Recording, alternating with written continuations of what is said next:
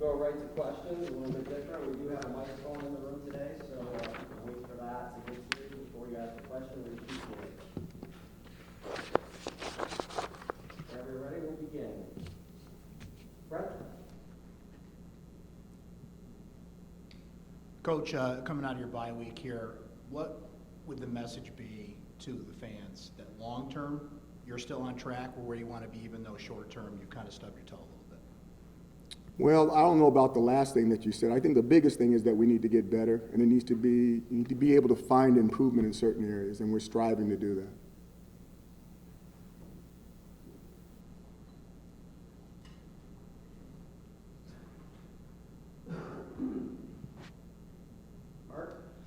Hey, Coach. First time we've gotten a chance to talk to you since before you made the coaching change. And when you make a coaching staff change mid-season, I'm assuming it was for a significant reason. Was there something specific that happened in that last game, or was it an accumulation of things? And what are you hoping to accomplish with that move? I think the big thing is we're trying to get is a change. I already mentioned previously that I just need to see something different. And I just thought we weren't moving in the direction that I thought that we should be moving in based off of what the last thing that I saw. It wasn't one thing. It was a lot of things, which I'm not going to go into because unlike other professions, when something like this happens, it's really extremely personal. Now, you're talking about someone that has been a part of our family for a long time, and his family, his daughters, his son, and his wife has been a part of our family for a long time, and they're still in this community. So even though something like that happened, which is unfortunate, I expect to see if it's going to be different and see if we can make it different, knowing that that change was very difficult to make. Brandon? Coach, knowing that you did make that change, looking to see something different, what have you seen under Coach Stinnard in the week and a half since? Well, I think some of that stuff in practice, obviously he's done some things that are different in practice, but that doesn't mean those things are going to show results. Okay, the biggest thing that I want to see is results on the football field, just like everyone else in the community. And we'll see if we're going to get those results when we get down to North Carolina, when we're playing Duke. Steven?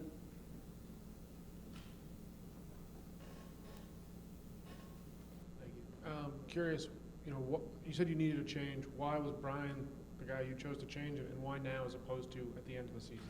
Again, I thought if we're going to get a change, we need to see it now. I didn't think we were going to have change if I didn't do it yet. And I think the biggest thing is, I've already mentioned, is I feel like we have really, really good defensive personnel. And some of the things that were going on defensively, even though there's issues all over the place that we're addressing, is I think jumped out the most because I really feel like we have some really good defensive personnel that just weren't playing at a high level. So when you talk about needing it now, you obviously have 3 games left in the regular season. What do you want to look for, and how are you assessing kind of Steve and the long-term picture of the defense? I think the biggest thing is just something different. And I keep saying the same thing because it's as simple as that we want to see something different than what we've seen. The first time I got in here, we talked about a vision and how I envision this place being. And I don't see the vision. So we need to do something different because the definition of insanity is doing the same thing over and over again, expecting to have something different happen. So we need to do something different, and I decided to make a change, so we did. It's not something that I'm happy with. It's the first time it's ever happened in my career, and it's not something that I'm going to sit here and boast about because it hurt me deeply. But I have a responsibility to not only the community and the administration, but also the members on this football team to try to do everything possible, okay, to find a way to win our next football game. Just to follow up on that in regard to Steve, how are you assessing him in the last 3 games? Are you expecting to look at outside people as well, depending on how this goes? I'm going to keep a blank slate. We're going to see how it goes, and he can start painting his portrait. Thank you. Brandon?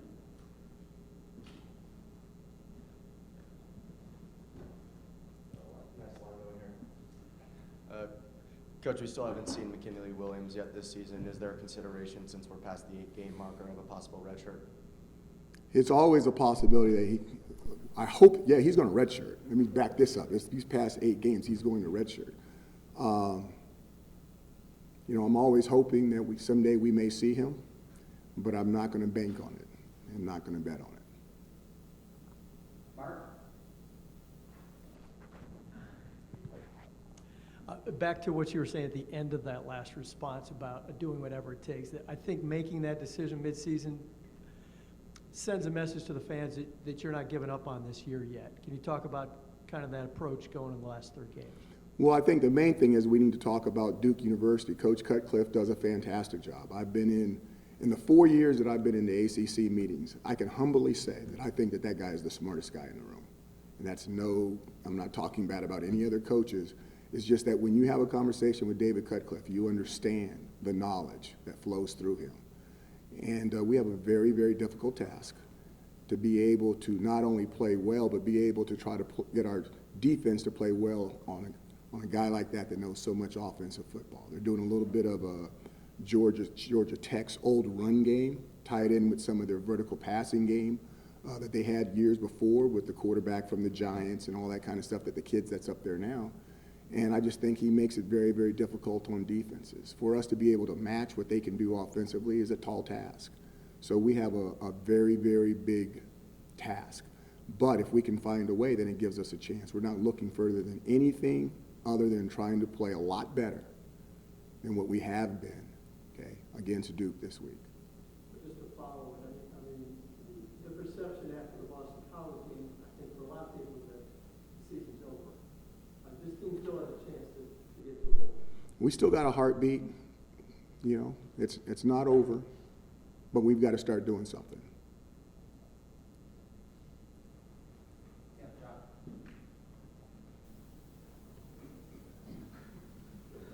This new microphone thing, this give me some break in between questions.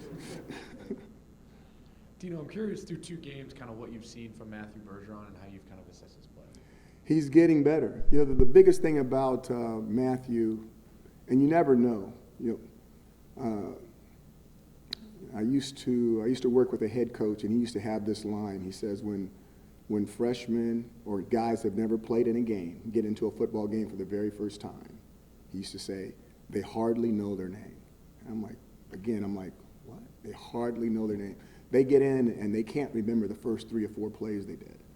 Now, they could have did them right, but they still don't remember what in the heck happened because everything is going so fast. And I thought he was okay the first game for playing in his first collegiate game, and he did some better things the second time. So he's progressing and he's getting better, which is what we all need to do. So he's in an exciting situation right now, and right now we're happy that we got him, and I don't want to jinx him. He needs to continue to get better, but if he continues to get better, we'll feel better and better about this thing, especially when it gets into next year. For any younger guy coming in like that, like a true freshman, do you think it's harder mentally or physically? Well, usually it's harder physically, but Matthew is he's not a normal freshman. He's stronger and bigger than what you think he is. Now, he's not, he's not full grown, okay, because he can be a lot stronger and he will be a lot stronger. But he's not weak for a freshman. And so for the physical standpoint, he's getting beat sometimes, but he can hold his own. He's doing an okay job. The big thing is mentally, penalties, keeping his emotions under control. You know, somebody will say something to him and, you know, he'll go crazy, and I'm like, God, that's part of the game. What did he say to you? I'm like, oh, I heard that back in '74. I mean, guys are going to say stuff like that to you. Get over it. Get to your next snap. Don't let it affect your play. So he's doing well, and he's one of the guys that we're happy with, but we don't want to jinx him. Andrew? Dino, I remember you said a couple weeks ago about the Clayton pass to Taj, the 94-yard, and there was a lot of Rule 3 on that play, and I asked players about the rules. Oh, yes. I'm curious where those originate from, if they're sort of your own creation or a spin on something from another coach you played for or worked with, or My sort of own how creation. Could you tell me how they sort of came to be? Just thought about the things that were really important to keep a team together, things that were family-oriented, and tried to cut, or you eat a peanut butter and jelly sandwich and you have the crust and you really don't like the crust, and you got some of those people that cut all the crust off. I like the crust, but they'll cut all the crust off and just eat the middle part. That's kind of how the rules are. There's a lot of rules that you can have, but if you want to be really good with the rules, limit them and make sure everybody learns them. So that's what we did. Do you think because they're rather simple, they sort of make it a very sort of easy starter for the culture you want to build? just the opposite. I think because they're very, very easy and simple, it tells you how complex it is to be in a family and on a football team. But if you can't handle these three, then you can't get to the complexity. I know you talk a lot about family and wanting everyone to feel like they're a part of this in the team, obviously not us. You guys are, crazy as this sounds, you guys are part of the team. Okay. It is crazy sounding, isn't it? It is. Firing Brian is tough, and I think it's a moment for the players to kind of, I don't know. I think it could be, could affect them a number of different ways. How have you seen the team respond, and how did you kind of deliver that message to them? Probably the toughest one you've had to since you got here, right? The message I delivered was the truth. And I think as long as you're dealing with the family and you're telling them the truth, and there's no gray about how you present it, I think that they can understand what you're saying. It doesn't mean they necessarily agree with what you're saying, but they do understand where you're coming from. I think that's the first part. I can't remember the first part of your question. I know that was the second part I answered, but I can't remember the first part. I know it's just a little bit of practice and it's a bye week, but how have you seen them kind of respond to that, Steve? You know, I'm going to say it's positive because we've had positive practices, but the only thing that matters is what happens in the game. Okay? So that's what you guys are interested in. That's what the community and the administration and everybody else is interested in. So I think they've handled it positively in this room. I think they've been positive on the football field. Let's see if we can get some positive results out of it. Nate? It does not sound like you want to move away from the North Dakota State defensive philosophy that Brian and Steve are so familiar with. Is that accurate? No, I'm open to all things. And when you've been around long enough, I've seen a lot of offenses, I've seen a lot of defenses, and all of them are effective as long as your personnel and everybody can do and understand what you're trying to do. So I don't think there's one defensive style that's better than another defensive style. I think there's defensive styles that fit defensive players, and if you have those players, you need to make sure you're running certain styles. I think that made sense the way I said it. It's all based off of who you have and what you're trying to do, and whether you can continuously go and get those people so that you can be consistent in your recruiting and not inconsistent in your recruiting. Whether it's Steve or someone from outside, do they have the latitude to accentuate their defensive staff, or are you looking to hire one person yourself? That's too much information and too far down the road for me to go through that at this time. I need to wait and see what happens. Time for two more questions, Brett? Coach, you mentioned wanting to see something different on the field. How does that involve doing something different 9 games into the season? Where's the balance of trying to switch things up so deep into a season? I think I've already answered the question, but I'll reiterate again. I think when you see something, it's not that I've seen something 9 games into a season. I've seen something 5 years. Okay, I know what we're doing. I know what we're trying to do. And I just felt like it was time to do something different based off of all that time, not just one season. Last question, Matt? Dino, it seems like even though what's transpired so far this season, it hasn't affected your recruiting efforts. I mean, you guys, obviously I know you can't speak on that, but have landed some pretty significant commitments. How has the sales pitch to these kids gone even throughout the midst of what you guys have seen this season? Well, I think the biggest thing is that they're all excited that I'm going to be here. And that they know that I'm going to be here. I'm not going anywhere, even though that's exactly what I've been telling them, but it's not what they've been hearing from outside sources.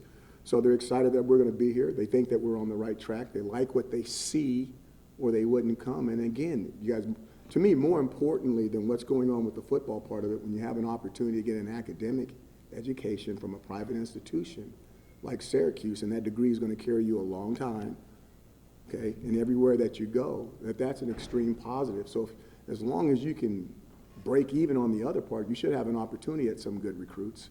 And I think we do have some opportunities. Are we getting everybody that we want? Not yet, but we're happy with the guys we're getting more. The biggest thing about recruiting is not who you get, it's making sure you don't take the wrong ones. And I think we do a decent job of evaluating and trying to stay away from the wrong recruits so that we can have more of the right ones. Thank you, guys. Yeah, they do request for tomorrow night. That is the first question